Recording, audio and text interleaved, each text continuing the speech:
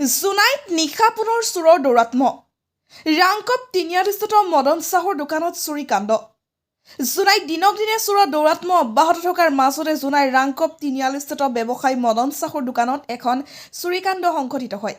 জানিব পৰা মতে পুৱতি নিশা প্ৰায় 2:30 4-5 জনীয়া চোৰৰ এটা দলে দোকানখনৰ দৰ্জা ভাঙি ভিতৰত প্ৰৱেশ কৰে। চোৰৰ দলটোৱে দোকানখনৰ ভিতৰত থকা কিছু মূল্যৱান সামগ্ৰী চুৰি কৰি নিয়াৰ লগতে দোকানখনৰ সামগ্ৰীসমূহ লণ্ডভণ্ড কৰি থৈ যায়। দৰ্জা ভঙাৰ শব্দ শুনি ওচৰৰ স্থানীয় এজন ব্যৱসায়ীয়ে বাহিৰলৈ ওলাই আহি চিঞৰ বাখৰ কৰাত চোৰৰ দলটো তৎক্ষণাত ঘটনাস্থলীৰ পৰা পলায়ন কৰে।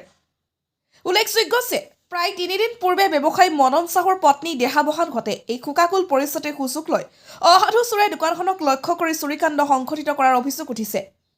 এই ঘটনাই অঞ্চলটোত পুনৰ নিৰাপত্তাহীনতাৰ অনুভূতি সৃষ্টি কৰিছে।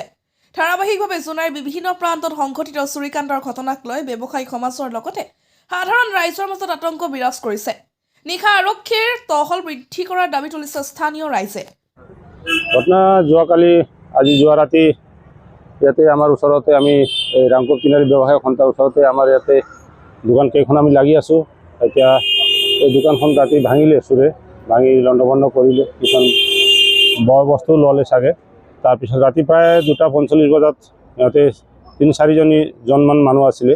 তাৰপিছত যেতিয়া আমি অলপ হাল্লা কৰিলোঁ, তাৰপিছত সিহঁতে পলাই গুচি গ'ল। আৰু এইকেইদিন এই যোৱা 26 তাৰিখে জানুৱাৰীৰ দিনাখনে তেওঁৰ ঘৈণীয়েকো ঢুকাইছে দোকানীয়ে। নামটো বৰ বিশেষ নাজানো, গুপ্তা হয় নে চাহানী হয় কি লিখে। তেখেতৰ মিছেছো 26 তাৰিখে ঢুকালে। বিচাৰা দোকানটো বন্ধ হৈ আছিলে। আজি যোৱা ৰাতি চোৰে আহি এনেকুৱা তাণ্ডৱ চলালে। আৰু বেছিকৈ দেখিবলৈ পাই আছোঁ এই জোনাই অঞ্চলত, আমাৰ ৰাংকপ তিনিআলিয়ে অকল নহয়, জোনাই অঞ্চলত এইকেইদিন চোৰৰ প্ৰকোপ বেছি বাঢ়িছে।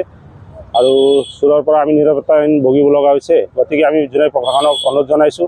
জোনাই প্ৰশাসনেও কাম কৰি আছে, চোৰৰ বিষয়ে অভিযান চলাই আছে, কিন্তু হ'লেও অলপ কষ্টময় যদি চোৰক কৰায়ত্ব কৰিবলৈ যদি কষ্টময় আৰক্ষীয়ে কাম কৰে, তেনেহ'লে জোনাইবাসী ৰাইজে সকাহ পাব বুলি মই আশা ৰাখিছোঁ।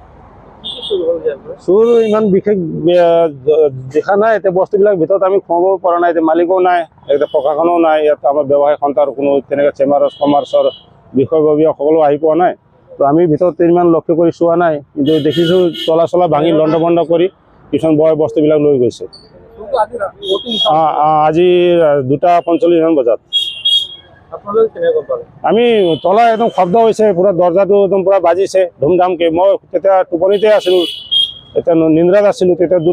তেতিয়া সাৰ পালোঁ, সাৰ পাই চাইছোঁ পুৰা দৰ্জাৰ শব্দ আহিছে। মই ভাবিছোঁ আমাৰে ভাঙিছে নে কাৰোবাৰ ওচৰৰ ভাঙিছে নেকি। তেতিয়া উঠি আহোঁতে দেখিলোঁ যে ইয়াতে আছিল 4জনমান মানুহ আছিল, পলালে তাৰপৰা।